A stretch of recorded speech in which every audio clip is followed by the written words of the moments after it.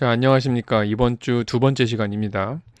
저번 시간에 이제 우리가 인도의 무굴 제국을 다뤘고, 그 전에 계속 이제 이슬람을 하면서 주로 아시아 지역을 우리가 공부를 했거든요. 근데 이제는 공간을 좀 다시 이동합니다. 유럽으로 오고요. 시간적으로도 조금 더 현대에 가까운 근대 시대로 갑니다. 작년에 여러분들이 이제 유럽 공부하실 때 마지막으로 배운 개념이 산업혁명이었거든요. 오늘은 그 산업혁명 이후에 일어난 제국주의라는 개념에 대해서 알아보게 될 겁니다. 교과서는 이제 153쪽이니까 그쪽을 피시면 되고요. 이 제국주의라는 개념이 어떤 것이고, 또 이 시기에 그럼 서양의 여러 국가들이 어떤 식으로 이제 아시아와 아프리카를 침략했는지, 뭐 그런 내용들을 공부하는 시간입니다. 자, 그럼 일단 제국주의가 뭔지 그 사전적 의미부터 보겠습니다. 일단 제국이라고 하면은 보통 황제국가 이런 식으로 해석을 많이 합니다. 실제 한자가 그래요. 그런데 우리가 제국주의라고 할 때에는 보통 이렇게 해석을 합니다. 말이 너무 어렵죠. 간단하게 말하면 뭡니까? 쳐들어가서 다른 나라에서 경제적으로 이득 취한다 이겁니다. 그림으로 한번 보면 좀 더 이해가 편하실 것 같습니다. 아까 첫 화면에 나왔던 그림인데, 자, 어때요? 맨 왼쪽에 보시면은 한 백인 아저씨가 우유를 주고 있어요. 누구한테? 흑인한테. 근데 흑인이 매우 괴로워하고 있죠. 지금 기계를 돌리고 있어요. 이거 돌리고 있죠. 아우, 이거 어떻게 돼요? 위에서 이렇게 막 눌리면서 이 흑인 아저씨가 금을 쏟아내고 있어요. 그러니까 한마디로 백인들이 흑인들을 쥐어짜가지고 자기들 배를 불리고 있다. 이런 얘기를 하는 겁니다. 그 와중에 어때요? 이 아저씨? 눈 감고 있어요. 그러니까 흑인들의 고통을 전혀 신경 쓰지 않는 그런 태도를 보이고 있다는 거죠. 근데 또 보시면 오른쪽에 누가 있어요? 웬 할아버지가 있습니다. 이 할아버지 딱 봐도 이 사람 종교인이구나 라는 걸 알 수 있어요.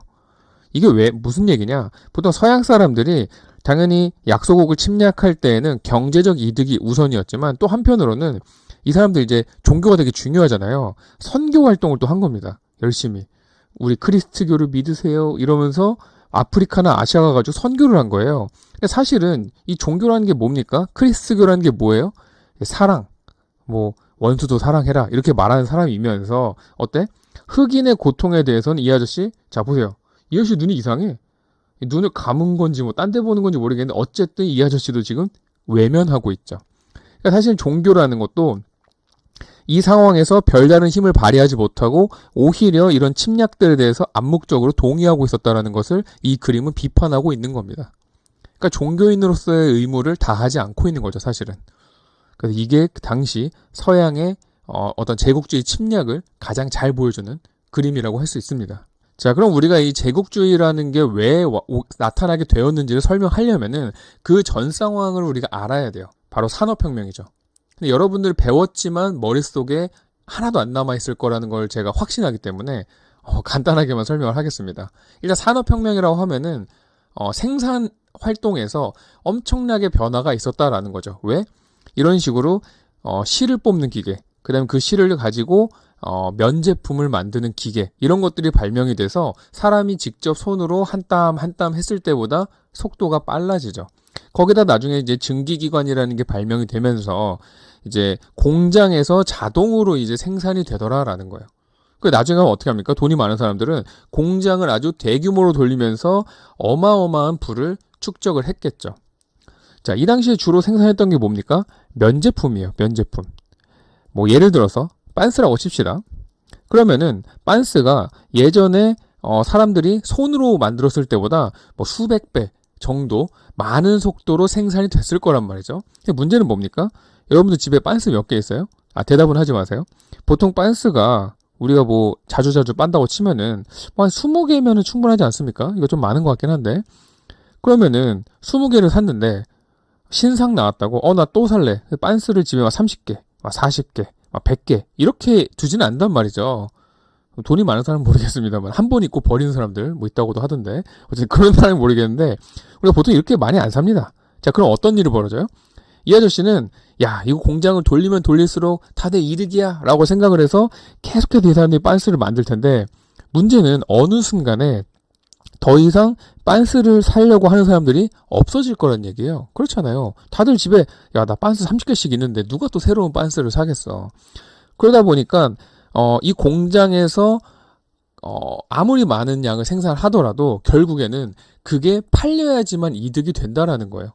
자, 자본가들은 여전히 더 벌고 싶어요. 그러니까 당연히 이 사람들 무슨 생각하겠어요? 아, 야, 영국에서만 하는 건 한계가 있다. 지금 빤스가 필요한 나라가 훨씬 더 많을 텐데 그 나라 가서 팔면은 이득이지? 라는 생각을 하는 거예요.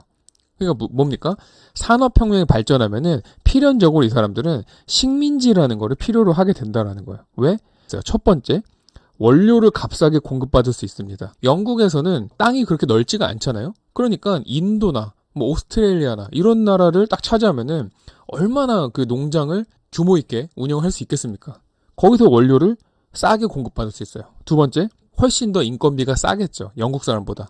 그래서 지금도 우리가 어떤 미국의 유명한 회사들의 공장 보시면은 다 동남아시아 쪽에 있잖아요. 왜냐면은 미국인보다 그 사람들이 돈이 싸니까. 월급을 조금만 줘도 되니까. 마찬가지입니다. 노동력이 값싸요. 거기다 이것도 중요하죠. 그렇게 해서 만든 물건을 팔 수 있는 시장이 있다는 거예요. 예를 들어서 영국에서 파는 것보다 당연히 중국에서 파는 게 돈을 훨씬 더 많이 벌 거라는 겁니다. 왜? 인구가 훨씬 많으니까. 그래서 이런 여러 가지 요인으로 식민지 개척이라는 것에 많은 서양 국가들이 뛰어들게 돼요. 거기다가 또 여기에는 어떤 요인도 있냐면은 조국의 영광이라는 것도 있습니다. 왜냐면 어쨌든 우리나라가 바다 건너 가서 여러 나라들을 정복하면서 영토를 넓힌다는 것 자체가 뭔가 우리나라에게 도움이 되는, 또 우리나라가 뭔가 자랑스러운 그런 상황이라는 거죠. 그래서 이 당시에 가장 먼저 산업혁명이 일어났던 영국이 이 식민지 개척에도 가장 먼저 뛰어들게 되고, 그 결과 우리가 흔히 말하는 해가 지지 않는 나라 영국이라는 게 이때 생긴 겁니다. 이것을 우리가 제국주의적 침략이라고 이야기하는 겁니다. 심지어 당시 영국 정치인 세실 로즈는 이런 말을 합니다. 영국에 지금 4천만 국민들이 고생을 하고 있는데 우리가 새로운 영토를 개척해서 이 사람들을 구해야 된다. 그것이 애국이다. 막 이런 이야기를 해요. 그래서 들어보면은 되게 뭔가 나라를 생각하는 것 같잖아요. 근데 다시 보면 이 얘기죠. 다른 나라를 침략해서 우리나라 문제를 해결하자. 이야, 양심이 없는 거죠. 그런데 이런 제국주의 침략을 이론적으로 뒷받침하는 게 또 나타나요. 찰스 다윈이 이제 종의 기원에서 진화론이라는 개념을 주장하게 되는데, 이 진화론에서 이런 이야기를 해요. 강한 놈, 뭐 또는 똑똑한 놈, 이런 놈들이 사는 게 아니라 그 환경에, 그 변화에 잘 적응하는 놈이 살아남는다. 다른 말로 뭐라고 합니까? 적자생존이라고 하죠. 적응하는 놈이 살아남는다. 물론 이 이론이 제국주의 침략을 뒷받침한 건 아닙니다. 계속 들어보세요. 이 적자 생존을 주장을 했는데 요 이론을 갖다가 그럼 이렇게도 말할 수 있겠네? 라고 했던 사람이 누구냐면은 허버트 스펜서라는 사람이에요. 자, 이 사람은 이 적자 생존의 개념을 사회에다가 적용을 합니다. 그래서 이거를 우리가 사회 진화론이라고 하는데, 가장 발달한 사회가 덜 발달한 사회를 지배하는 게 이 자연의 이치라는 거예요. 마치 적응한 놈은 살아남고 적응 못하는 놈은 도태되는 게 자연의 어떤 진화의 규칙이라면 사회도 그런 거 아니냐. 그러면은 더 발달한 우리 선진국이 덜 발달한 이런 약소국들을 침략하는 건 뭐다? 그냥 자연의 이치다. 이게 뭘 잘못하는 게 아니다. 그냥 자연스러운 거야. 이런 주장을 했다라는 거예요. 그러면서 이런 제국주의적 침략을 이론적으로 잘못된 게 아니라고 피해 쉴드를 치게 되는 거죠. 다윈이 엄청 빡칩니다. 그러면서 이런 말을 했어요. 저놈이 하는 말은 아주 가치가 없는 이론이야. 저게 전혀 과학적이지 않은 이론이야. 이렇게 주장하면서 허버트 스펜서를 비난했다고 하죠. 근데 여기서 한술 더 떠서 더 어이가 없는 이론이 나옵니다. 자, 일단 그림을 한번 보실게요. 자, 보시게 되면은 이제 두 할아버지가 지금 사람들을 짊어지고 되게 힘들게 이제 돌산을 올라가고 있는데, 자, 이 아저씨 보시면은 여러분 감이 안 오시겠지만 영국인을 형상화한 겁니다. 그 다음에 이 뒤에 아저씨는 좀 느낌 오죠? 미국 사람입니다. 아마 롤 하는 친구들은 엉클샘 라이즈라는 스킨을 떠올리실 텐데, 이 엉클샘이라는 게 어떤 미국을 좀 대표하는 그런 캐릭터 중에 하나예요. 그래서 이 엉클샘입니다. 근데 보시면은 등에 업혀있는 사람들이 뭐 중국인, 인도, 뭐 무슬림, 그다음에 인디언, 그다음 쿠바, 이런 식으로 지금 영국의 식민지 혹은 영국에게 침략을 당하고 있는 나라들, 또 반대로 여기는 미국의 침략을 당하고 있는 나라들이에요. 근데 지금 올라가는 이 돌멩이 잘 보세요. 자, 여러분 영어 못하니까 제가 대신해 드릴게요. 미신, 무지, 그 다음에 아, 이건 안 보인다. 제가 단어를 모르는 게 아니에요. 안 보여서 그래요. 압박, 요거 야만. 우리가 지금 미신이나 무지나 이런 것들 어떤 야만의 속성에 해당하는 거잖아요. 그 야만의 속성들에서 이 불쌍한 사람들을 짊어지고 어디로 가고 있어요? 아주 힘들게 문명이라는 곳으로 가고 있다라는 겁니다. 이게 어떤 얘기냐면은 일명 백인의 짐이라는 이야기예요.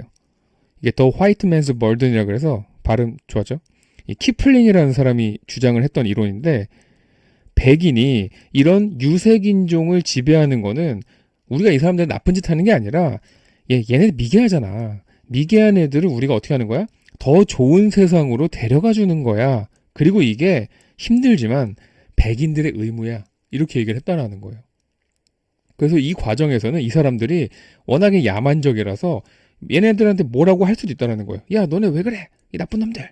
하지만 우리는 그런 비난을 감수하고서라도 이 사람들을 문명의 세계로 끌어줘야 돼. 이렇게 얘기한다는 거예요. 얼마나 건방진 이론입니까? 그죠? 얘네들이 안 왔어도 이 사람들은 잘 먹고 잘 살았을 텐데 자기들이 반드시 얘네들을 좋은 곳으로 데려가 줘야 된다라는 거예요. 그래서 이런 말도 안 되는 주장까지 하면서 이런 제국주의 침략을 정당화하고 더 열심히 침략을 했겠죠. 왜? 자기들의 의무니까. 이런 건방진 놈들. 네, 정리하자면 산업혁명의 결과 식민지 개척의 필요성이 대두가 됐고 거기에 사회진화론이 야 그렇게 하는 거 자연의 이치야 라고 이제 정당화를 시켜주고 더 나아가서는 야 걔네들을 우리가 문명의 세계로 끌어주는 게 우리의 의무야 라는 주장까지 등장을 하면서 이들이 식민지 쟁탈을 하는 게 전혀 꺼리낄 게 없어졌다라는 거죠. 그래서 많은 선진국들이 너도 나도 식민지 쟁탈에 참여를 하면서 이들끼리의 경쟁이 격화가 돼요. 자, 대표적인 거 몇 개만 보겠습니다. 일단 식민지 하면 영국이죠. 또 영국의 식민지 하면 여러분들이 가장 먼저 기억해야 되는 나라가 바로 인도입니다. 그래서 이 인도를 위해서 영국은 자, 또 이 라임을 또 맞춰야지 이게 멋있죠.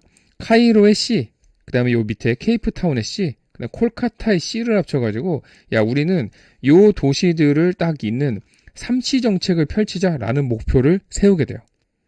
그 나중에 이제 뒤늦게 발전해가지고 역시 식민지 쟁탈에 뛰어든 나라가 독일이거든요. 얘네 보시면은 얘 또 따라해야죠. 이런 멋있는 거는 야 우리는 그럼 베를린의 B, 그 다음에 바그다드의 B, 그 다음에 비잔티움의 B. 이건 좀 억지죠. 이스탄불이었는데 라임을 맞춰야 되니까 어쨌든 이거 연결해가지고 우리는 그럼 3B 정책을 하자. 아무래도 영국보다는 좀 쬐끄맣죠. 얘 뒤늦게 뛰어들어가지고 그 다음 프랑스는 요 알제리에서부터 마다가스카르까지. 이 마다가스카르가 프랑스의 식민지였거든요. 그러니까 이 두 개를 우리가 연결해서 이렇게 야금야금 먹자라는 횡단 정책을 계획으로 세우게 돼요. 요 프랑스 이거는 지금 154페이지는 안 나와 있을 텐데 좀 이따 어차피 나오는 거라서 제가 앞에서 미리 설명을 해드리는 겁니다. 자, 그럼 실제 그럼 아시아를 어떤 식으로 얘네들이 해먹었는지 보겠습니다. 자, 일단 저번 시간에 배운 거 한번 떠올려 보실게요. 여기 인도 있죠? 인도 뭐가 있었습니까? 무굴 제국이 있었죠. 그리고 이 무굴 제국의 바다로 도착을 했던 나라가 바로 포르투갈이에요. 바스코다가마. 이 고아라는 이제 항구에서 교육을 하게 됩니다. 그러면서 그 이후에 뭐 영국, 프랑스, 네덜란드 이런 나라들이 이제 그 항로를 통해서 인도에 오게 되는데 이때만 해도 유럽 애들이 이 아시아를 바라보는 관점은 뭐 제국주의적으로 얘네들 침략해가지고 지배하고 이런 개념이 아니에요. 뭐라고 나오냐면은 17세기경에는 회사를 세웠다라는 거죠. 자, 영국이 여기다 회사를 세웁니다. 그게 무슨 회사냐면은 동인도 회사예요. 그죠? 인도의 동쪽에 있는 회사 이런 뜻이겠죠. 그리고 마찬가지로 네덜란드도 요 인도에서 내시 방향에 보시면 인도네시아가 있어요. 미안합니다. 요 인도네시아를 네덜란드가 점령을 하게 되는데 네덜란드도 여기다가 동인도 회사를 만들어요. 그런 식으로 처음에는 회사를 만들어서 얘네들한테서 이제 인도의 뭐 면직물이라든지 또는 후추라든지 향신료 이런 것들을 그냥 사가지고 유럽에 가서 팔기만 해도 이득이었다라는 거예요. 그러니까 이거는 아까 제가 얘기했던 산업혁명 이후에 나타난 뭐 원료 공급진이 그 다음에 상품 시장 판매니 이런 개념은 아니죠. 그냥 인도 거 사가지고 와가지고 유럽 가서 팔아야지 이런 식으로 돈을 벌었다는 겁니다. 그런데 19세기가 되면은 이런 형태가 변해요. 어떻게 하냐면은 아까 전에 말했던 그 산업혁명의 영향으로 아예 여기를 지배하는 게 더 낫겠구나라는 생각을 하게 된다는 거예요. 그러면서 영국이 인도를 자기의 땅으로 편입을 시키게 됩니다. 무굴 제국이 끝나게 돼요. 근데 이때 사실은 인도에 또 역시 눈독을 들이고 있었던 나라가 프랑스예요. 근데 프랑스는 영국과의 이제 플라시 전투라는 전투에서 패배를 하면서 인도에서의 어떤 이권을 더 이상 얻지 못하게 되거든요. 그래서 어떻게 합니까? 프랑스는 에이, 난 딴 데 갈래? 이러면서 이쪽으로 이렇게 가요. 그래서 여기 초록색으로 된 데 보이시죠? 여기가 이제 프랑스가 식민지로 차지했던 곳입니다. 보통 이 반도를 우리가 인도차이나 반도라고 하고, 여러분이 기억할 만한 대표적인 나라는 이제 베트남 정도. 베트남은 프랑스 식민지 중에 가장 대표적인 국가입니다. 이렇게 기억하시면 좋을 것 같아요. 베트남 요리 중에 되게 제가 좋아하고 사람들이 많이 좋아하는 게 뭐냐면은 반미 샌드위치라는 게 있어요. 제가 작년에도 이거 가르치면서, 이거 왜 나오는 거야? 쏘리. 작년에 가르치면서 이 반미 샌드위치 왕십리에 맛있는 데 있다라고 추천을 했었는데, 자, 이게 어떤 샌드위치냐면요. 바게트 빵 사이에다가 이제 햄이랑 상추랑 이런 거 넣어가지고 만드는 거예요. 이게 반미 샌드위치인데, 뭐라 그랬어요, 방금? 바게트 빵. 야, 냄새 나죠? 바게트 냄새 말고, 이 바게트가 어느 나라 거예요? 프랑스잖아요. 파리바게트 할 때 프랑스 거예요. 자, 이제 뭔지 알겠죠? 이 베트남이 프랑스의 식민지를 경험했던 시절에 얘네가 먹던 바게트 빵을 보고 야, 저걸로 샌드위치 만들어 먹으면 되겠다 해서 나온 게 바미 샌드위치예요. 아, 베트남은 프랑스 식민지였구나. 이렇게 하면 연상이 되죠. 그리고 영국은 여기서 인도에서 끝나는 게 아니라 역시 진출했겠죠. 그 나중에는 이 오스트레일리아까지 점령을 하게 돼요. 여기 이름들 한번 보세요. 뭐 마셔리니, 길버트니, 솔로몬이니, 뉴칼레도니아, 쿡, 어때요? 이름들이 다? 다 유럽 사람들이 지들이 여기 와가지고 자기 이름을 넣는다거나 또는 자기가 살던 고향 이름을 갖다 넣는다거나 이런 식으로 이름을 갖다 붙인 겁니다. 그러니까 이런 것도 이 이름에서도 어떤 제국주의 침략의 흔적을 우리가 볼 수가 있다라는 거죠. 참고로 여기를 공부하실 때에는 교과서에 보면은 뭐 어느 나라가 어디를 지배했고 이렇게 복잡하게 나와 있는데 그거를 우리가 다 하진 말고 주요 국가는 알아두시기 바랍니다. 일단 영국은 어디? 인도랑 오스트레일리아랑 뉴질랜드, 좀 분홍색으로 됐는데 요 세 개 정도는 기억을 하시고요. 그 다음에 프랑스는 아까 얘기했듯이 베트남 정도는 기억하셔야겠고, 요 초록색이죠. 그 다음 네덜란드는 인도네시아 정도. 요 지금 제가 동그라미 친 국가들 정도는 누구의 식민지였는지 기억하시면 좋을 것 같아요. 자, 그럼 이번에 아프리카로 가보겠습니다. 아프리카는 사실 아시아보다도 역사가 좀 빠르죠.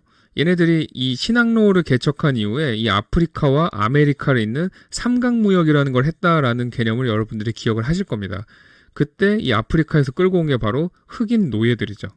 그래서 이 흑인 노예들을 실어서 아메리카 대륙에서 엄청나게 이제 혹사시키면서 이 농사를 시켰죠. 그리고 그 이득을 유럽 사람들이 취하는 그런 방식의 이제 삼각무역이 이루어졌는데 그때만 해도 여전히 이 아프리카의 해안가에 그쳤다라는 거예요. 유럽인들의 진출이. 자, 왜냐면은 이 내륙으로 들어가려고 하니까 무시무시한 애들이 버티고 있었어요. 모기입니다. 이 모기가 전파하는 이 말라리아라는 질병이 그 당시 유럽 사람들 입장에서는 걸리면 거의 무조건 죽는 그런 병이었던 겁니다. 그래서 야, 어차피 우리가 흑인 노예로 지금 돈을 많이 벌고 있는데 굳이 여기 이제 더 들어가려고 하다가 죽을 필요가 뭐가 있냐? 응? 좀 아쉽지만 가지 말자. 이렇게 된 거예요.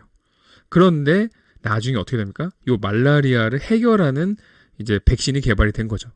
그래서 말라리아를 우리는 이제 이겨낼 수 있어! 라는 생각으로 아프리카의 내륙에 침투하기 시작합니다.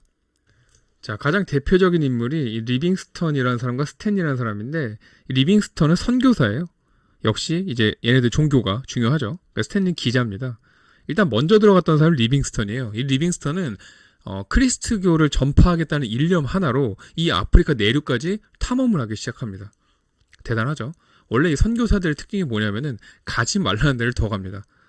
그런 오지에 내가 크리스트교를 전파하는 게 어떤 신이 나에게 준 사명이다. 막 이런 개념이 있거든요. 고생을 엄청 많이 했겠죠. 뭐 사자에게도 물렸다고 하고 막 병에도 걸리고 뭐 여러 가지 이제 고생을 하면서도 세 차례나 아프리카를 탐험하게 돼요. 그리고 그 과정에서 이 스탠리라는 기자가 이 리빙스턴을 돕는 일도 있습니다. 그래서 이 옆에 보시면 이 그림이 이 스탠리와 리빙스턴이 아프리카에서 처음으로 만난 것을 이제 그림으로 그냥 기념으로 그린 거죠. 근데 문제는 이 리빙스턴과 스탠리가 이 아프리카를 탐험하게 되면서 만든 지도, 이런 것들이 그 이후에 유럽 사람들이 아프리카를 침략하는데 아주 요긴한 도구가 되었다라는 사실이죠. 실제로 스탠리 같은 경우에는 이후에 벨기에가 아프리카 내륙으로 침범하는데 엄청나게 많은 도움을 주게 되고요.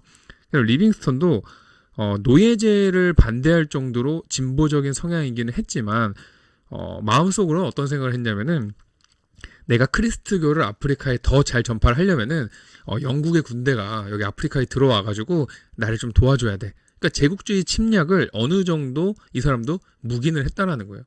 그러니까 이제 우리가 처음에 봤던 그런 그림들이 나오는 겁니다. 그런 아프리카 사람들의 그런 고통을 외면하는 그런 선교사들의 모습. 물론 리빙스턴은 그나마 좀 나은 편이긴 해요. 근데 어쨌든 간에 얘네들의 아프리카 탐험이 유럽 사람들이 본격적으로 아프리카를 수탈하게 되는 시작이 됩니다. 자, 그 중에 가장 심각했던 나라가 벨기에입니다. 이 벨기에가 이제 콩고를 지배하게 되는데, 자, 얘네들이 이제 콩고에서 했던 짓이 우리가 히틀러에게 가려져서 그렇지 사실은 정말 나쁜 짓을 많이 했어요. 제가 일부러 잔인한 사진들은 지금 가져오지 않았는데 한번 보실게요. 자, 보시면은 지금 콩고의 어린아이를 마치 이제 동물처럼 새장 안에 가둬놓고 아주 좋다고 웃는 벨기에 꼬마 소녀들이 있죠. 그 다음에 이것도 마찬가지. 콩고에서 잡아온 어린 소녀를 지금 동물원 우리에다 가둬놓고 무슨 원숭이 보듯이 하고 있는 거예요. 이게 그 당시 유럽 사람들이 아프리카를 인식하는 관점이에요. 근데 이 정도만 하면 제가 벨기에 욕을 안 하죠. 벨기에가 무슨 짓을 하냐면은 제가 지금 사진은 너무 잔인해서 안 갖고 왔는데 얘네들이 말을 안 듣거나 일을 열심히 안 하면은 손목을 잘라버립니다. 그래서 인터넷에 벨기에 콩고라고만 쳐도 되게 잔인한 사진들이 엄청 많이 나와요. 심신미약자들은 검색하지 마세요. 그리고 그런 식으로 벨기에가 콩고에서 학살한 인원이 1000만 명 정도 됩니다. 우리가 히틀러가 죽인 유대인 숫자가 뭐 학자마다 의견은 다릅니다만은 대략 한 500, 600만 명 정도 죽였을 거라고 보고 있거든요. 엄청나게 많은 숫자잖아요. 그래서 막 그거와 관련된 영화들이 얼마나 많습니까? 그런데 1000만 명이나 죽은 콩고에 대해서는 사실 모르는 사람도 되게 많아요. 왜 그런 겁니까? 유대인들은 돈이 많으니까 자기들의 그런 피해와 관련된 어떤 2차 창작물을 엄청나게 많이 만든 반면에 콩고는 여전히 이제 그런 선진국이 아니다 보니까 자기들의 피해조차도 어필할 기회가 없는 거예요. 그러니까 이게 진짜 안타까운 거죠. 1000만 명. 이게 말이나 됩니까? 자, 그럼 유럽 사람들이 아프리카를 어떻게 이제 분할하게 되는지를 한번 보겠습니다. 아까도 말씀드렸듯이 리빙스턴과 스탠리의 탐험 이후에 이 아프리카 내륙이 엄청나게 중요하다는 사실이 밝혀져요. 뭐가 나오냐면 이제 다이아몬드라든지 금광이라든지 이런 게 엄청나게 나옵니다. 그래서 이제 유럽 국가들이 앞다퉈서 이제 아프리카로 진출하게 되는데 가장 이제 먼저 갔던 나라 중에 하나가 딱 보시면 알겠지만 벨기에죠. 이 벨기에는 스탠리의 도움을 받아가지고 이 아프리카 내륙의 콩고를 지배를 하게 됩니다. 그래서 아까도 말씀드렸죠. 이 벨기에가 콩고에서 나쁜 짓 정말 많이 했다고. 자, 그러면서 이 벨기에와 유럽 사람들이 베를린 회의라는 곳에서 이 아프리카에 대한 원칙을 정해요. 마치 이제 베를린 회의하니까 뭔가 있어 보이지만 그 원칙은 아주 유치하게 짝이 없습니다. 뭡니까? 먼저 가는 사람이 임자. 이거예요. 그래서 먼저 가서 먹는 사람도 임자야. 이런 식의 원칙을 정합니다. 이거 어이가 없죠. 왜? 이미 아프리카에는 살고 있는 사람들이 있어요. 왕국들이 있고. 걔네들은 신경도 안 쓰는 겁니다. 그냥 우리가 가서 차지하면 그만이지 뭐. 이런 생각으로 갔다라는 거예요. 자, 그 중에서 이제 가장 대표적인 게 역시 영국과 프랑스죠. 아까도 제가 잠깐 말씀드렸는데 요 이집트의 카이로와 요 맨 밑에 케이프타운 요 두 개를 연결하려고 했던 게 바로 영국이죠. 그래서 이제 인도의 콜카타와 함께 삼치 정책이라고 제가 설명을 드렸습니다. 여기 아프리카만 한정해서 본다면은 이제 세로로 그래서 우리가 종단 정책이라고 보통 이야기를 합니다. 자, 근데 프랑스는 어때요? 요 모로코와 알제리를 이제 기준으로 해가지고 동쪽으로 갑니다. 마침 소말리아, 뭐 마다가스카르 이런 데가 프랑스 식민지였거든요. 그래서 소말리아하고 이제 이어보겠다라는 생각으로 이렇게 했다라는 거예요. 그러다가 얘네들이 만나게 되죠. 자, 여기가 어디냐면 바로 파쇼다라는 곳이에요. 그래서 우리가 이 영국과 프랑스가 뭔가 일촉즉발의 어떤 긴장감, 요걸 이제 파쇼다 사건이라고 하는데 요거 어떻게 됩니까? 둘이 결국에 맞붙지는 않죠. 어떤 일이 있었냐면은 독일이 이제 뒤늦게 이제 식민지 쟁탈전에 뛰어들거든요. 왜냐하면 산업혁명이 늦게 왔기 때문에. 그래서 이 독일이 프랑스 식민지였던 모로코에 대해 좀 시비를 걸어요. 그랬더니 이제 영국이 프랑스 편을 들어줍니다. 야, 모로코 프랑스 건데 너네 왜 그래? 쟤네 왜 저래? 이래가지고 독일이 좀 빠기쳐요. 근데 프랑스 입장에서는 야, 영국이 니네가 도와줘가지고 그래도 잘 해결됐어. 그럼 파쇼다. 그냥 너 가져. 이렇게 됐다라는 거예요. 그래서 어떻게든 그래서 어쩌다 보니까 영국과 프랑스는 사이가 되게 돈독해집니다. 반면에 독일은 열이 받았죠. 자, 이 구도 익숙하실 수도 있는데 바로 1차 세계대전의 구도가 됩니다. 나중에 배우실 거예요. 이때부터 이제 앙금이 쌓이는 거죠. 어쨌든 이런 식으로 아프리카는 영국의 종단 정책과 그 다음에 프랑스의 횡단 정책이 만나서 파쇼다 사건이 있었다. 이 두 가지 정도 기억하시면 좋을 것 같고 또 하나만 더 얘기할게요. 아프리카에서 또 나름 독립국을 유지했던 나라들이 있어요. 첫 번째가 여기 써있지는 않은데 라이베리아라는 곳이 있습니다. 미국에서 흑인 노예들이 야, 우리 미국 안 살 거야 하고 아프리카로 건너와서 세운 나라가 라이베리아예요. 이 라이베리아라는 이름 자체가 우리가 리베르라고 하면은 라틴어로 자유 또는 해방 이런 뜻이 있어요. 흑인 노예들의 어떤 자유, 해방 이런 개념하고 맞닿아 있죠. 근데 이 라이베리아는 끝까지 독립국으로서의 위치를 유지하게 됩니다. 그다음 또 하나 어디냐면은 여기는 에티오피아예요. 동쪽에 있는. 근데 이 에티오피아는 좀 골 때리는 게 사실 이탈리아가 에티오피아를 쳐들어갔었어요. 그런데 유일하게 유럽국이 아프리카한테 패배해가지고 식민지를 삼지 못한 게 바로 이탈리아입니다. 나중에 심심하면 인터넷에다가 이탈리아 군대라고 검색을 해보세요. 그러면은 이탈리아 군대와 관련된 웃긴 일화들을 모아놓은 게 있거든요. 그거 보시면은 얘네들 질만했네 이런 생각이 좀 드실 겁니다. 어쨌든 약간 좀 부끄럽죠. 그래서 이 라이베리아와 에티오피아는 아프리카에서 독립국의 지위를 유지했었다라는 거까지 기억을 해주시면 좋을 것 같아요. 자, 그래서 이런 식으로 아시아와 아프리카를 이제 유럽 열강들이 지배를 하게 되는데, 자, 그렇게 이제 지배가 길어지다 보면 이제 어떤 일이 벌어지냐면은 그 나라들도 이제 점차 발전을 하잖아요. 어쨌든. 그러면서 그 나라 출신의 지식인들, 정치인들, 이런 사람들이 이제 발전하기 시작합니다. 뭐 대표적인 예를 들자면 뭐 인도 같은 경우에는 간디라든지 뭐 네루라든지 이런 사람들 전부 다 영국 유학파들이거든요. 근데 영국 유학 갔다 와가지고 이 사람들이 야, 우리 독립하자 이런 식의 생각을 품게 된다는 거예요. 영국뿐만이 아닙니다. 인도뿐만이 아닙니다. 뭐 이집트라든지 그 다음에 뭐 저기 베트남이라든지 여러 동남아시아의 국가들 이런 나라들이 이런 사람들이 하나둘씩 등장을 하면서 민족운동이 활발해지기 시작해요. 그 얘기는 나중에 여러분들 학교 오시면은 제가 따로 시간을 내서 소개를 해드리도록 하겠습니다. 자, 그 다음에 하나 더. 이 제국주의에서 식민지 쟁탈전이 격화가 되면서 나중에 가면은 지들끼리 점점점 사이가 안 좋아지겠죠. 예를 들어서 영국하고 프랑스야 지금 사이가 좋지만 지금 식민지를 별로 못 먹은 독일이라든지 이탈리아라든지 이런 나라들은 불만이 쌓여요. 자기들끼리 다 해먹으니까. 그래서 결국에 이 식민지를 많이 갖고 적게 갖고 하는 그 어떤 차이가 결국 전쟁으로 이어지게 됩니다. 그게 바로 1차 세계대전이죠. 그거는 이제 나중에 우리가 또 학교에서 배울 기회가 있을 겁니다. 자, 어쨌든 오늘 이 제국주의라는 개념부터 시작해서 이 제국주의라는 관점으로 아시아와 아프리카를 이 서양의 국가들이 어떤 식으로 침략하고 어떤 식으로 분할했는지 그 얘기를 공부했습니다. 자, 고생하셨고요. 다음 시간에 뵙겠습니다. 안녕.